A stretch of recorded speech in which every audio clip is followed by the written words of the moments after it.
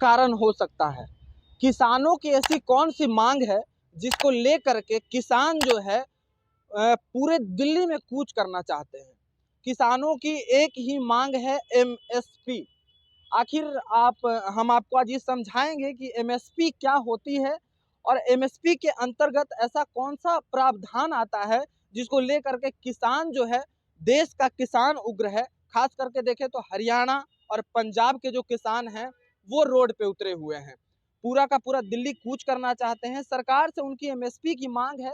देखिए, जैसे एमएसपी का अगर हम हिंदी में अर्थ समझे, मतलब न्यूनतम समर्थक मूल्य होता है। किसानों का कहना है कि अभी भी पूरे देश भर में, बिहार छोड़ के, बिहार में फैक्स के तौर पे किसानों से धान और गेहूं की खरीदारी की जाती है। अगर बात अन्य राज्यों के करें तो वहां पे भी एमएसपी लागू है, लेकिन जहां पे अभी एमएसपी के तौर पे धान और जितने भी फसल, 22 प्रकार के फसलों को एमएसपी में शामिल किया गया है।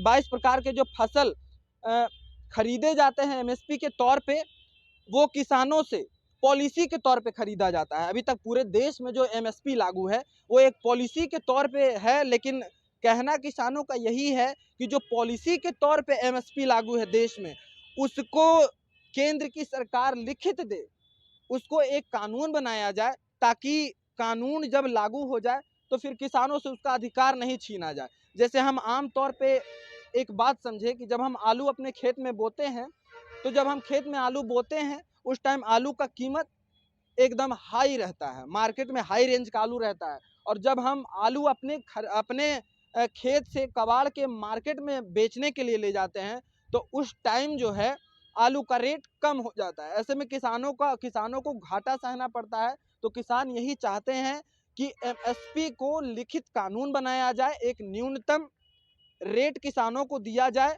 कि आपकी फसल अधिक हो या फिर कम हो, चाहे जिस मौसम में आपकी फसल जैसी भी हो, आपसे एक दाम पे आपके फसलों को खरीदा जाएगा। इससे किसानों को घाटा नहीं होगा। किसान यही बात केंद्र सरकार से लिखित तौर पे मांगना चाहते हैं।